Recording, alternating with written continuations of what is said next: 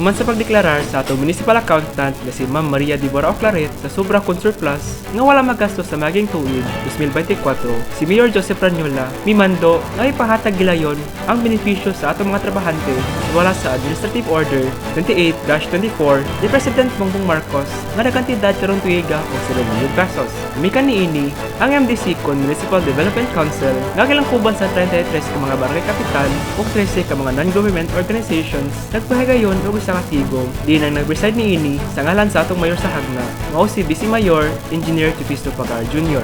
Di mo kini alang og tungod sa gratuity pay sa mga job orders ug mga contract of service workers natong sa 4 sa Pebrero 2025 dito sa Buyo Hall sa atong daang balay lungsod sa Hagna. Kini ga-aproban gilayon sa mga miyembro sa MDC uban sa pagpundo sa ubang mga priority projects sa atong lungsod. Sama sa LGU counterpart sa atong mega project na solar power farm sa Barangay Katagay nga nagkantidad og 82 million pesos. Counterpart sa papalit og brand new nga sakyanan 50,000 pesos. Support fund alang sa atong buyback program na 3.5 million ug uban pang proyekto dugang kalambuan sa atong lungsod. Presentar usab ni Teresa Ginaranan ang atong MPDC designate sa maong nahigayon ang update sa paghimo sa atong CLUP kon Comprehensive Land Use Plan uban ang mga propose nga mga dagkong proyekto nga umaabot. Walay bisan usang nibabag niini yang tanan alang man sa kalambuan. Dili lamang sa atong mga trabahante sa munisipyo, kundi alang sa pagpadayon sa mga kalambuan sa atong lungsod sa Hagna. Kini si Lord Bertodaso, alang sa LGU Hagna News.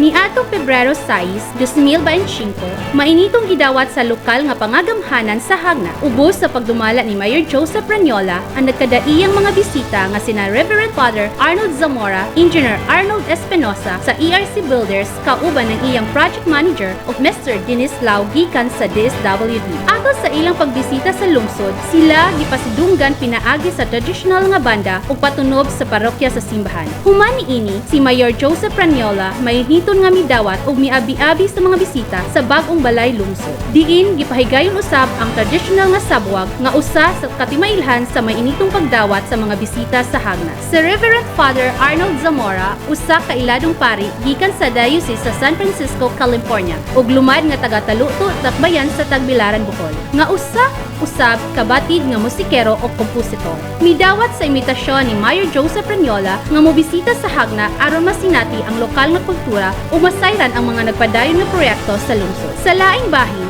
si Engineer Arnold Espinosa, kauban ng iyang project manager, aniya sa lungsod aron hisgutan ang 250 million nga PRDP water system project. Usa sa madagkong proyekto nga pagahimuon sa lungsod sulod karong tuiga. Matod ni Engineer Arnold, kini mao ang iyang unang bisita sa Hagna ug busa kini katalagsaon nga kasinatian alang kaniya. Miingon siya nga sa dugay niyang pagpangnegosyo, dinhilang gyud siya nakasinati og usa ka maingganon ug mainitong pagdawat. Sa pikas bahin, si Mr. Dennis Lau sa DSWD sa iyang pagbisita mipahibalo nga ang Hagna makadawat og dugang pundo gikan sa DSWD.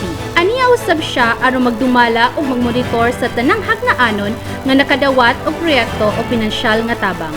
Usa sa mga hinungdanong higayon sa ilang pagbisita mao ang ilang pag-adto sa Mayana Bohol Organic Strawberry Farm ug sa Hagna Agri-Eco Park. Diin nahimutang usab ang Material Recycling Facility.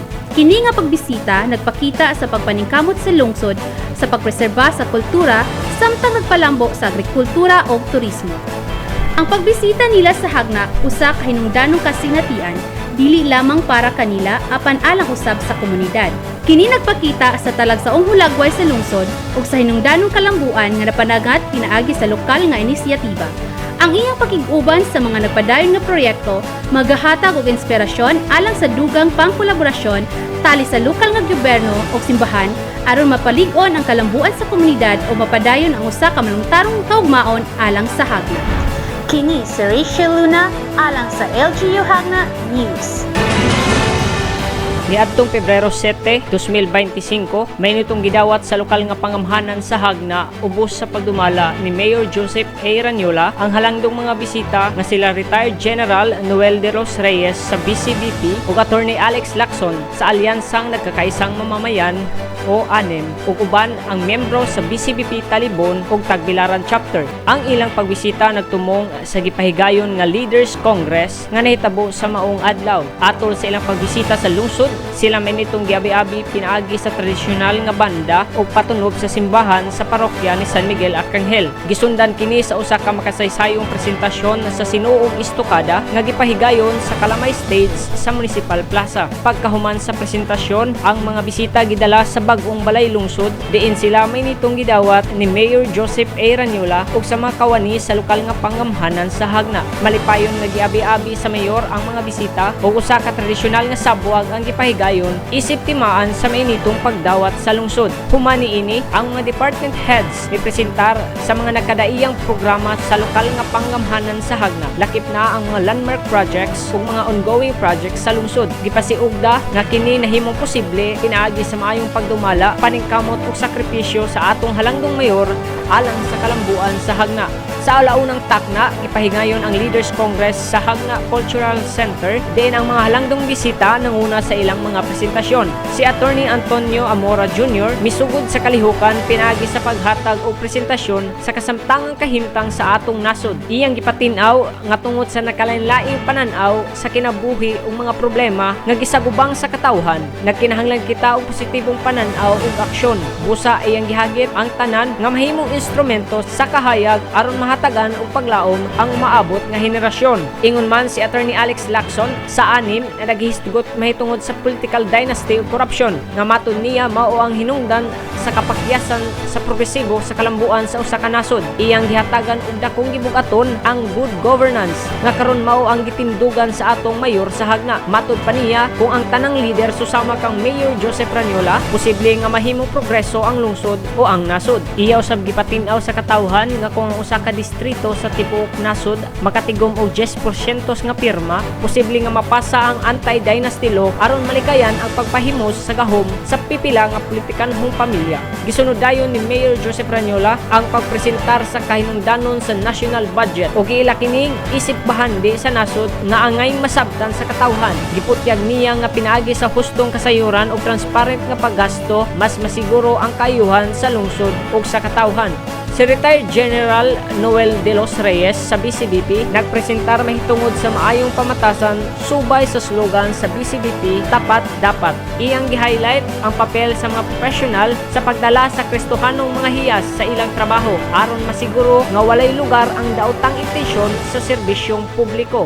Sa katapusan, naghatag og send-off message o inspirational speech si Architect Socrates Focanan alang sa mga mitambong nga nagdasig kanila sa pagpadayon sa maayong pagpangulo o pagsuporta sa matinud-anong serbisyong publiko. Ang Leaders Congress sa Hagna, usa ka hinungdanong kalihukan nga naghatag og bilinhon nga kasayuran mahitungod sa maayong pangamhanan, edukasyon ug responsableng pagpangulo. Pinaagi sa mga diskusyon, napukaw ang kahibalo sa katawhan sa ilang papel sa pagpalambo sa lungsod o pagpasiugda sa good governance. Ang mainitong pagdawat sa mga bisita ug ilang mensahe nagpamatuod sa dedikasyon ni Mayor Joseph A. Ranyola sa malungtarong kausaban sa transparensiya sa serbisyong publiko dinhi sa lungsod sa Hagna. Kini si Jomer J.S. Bakang, alang sa LGU Hagna News.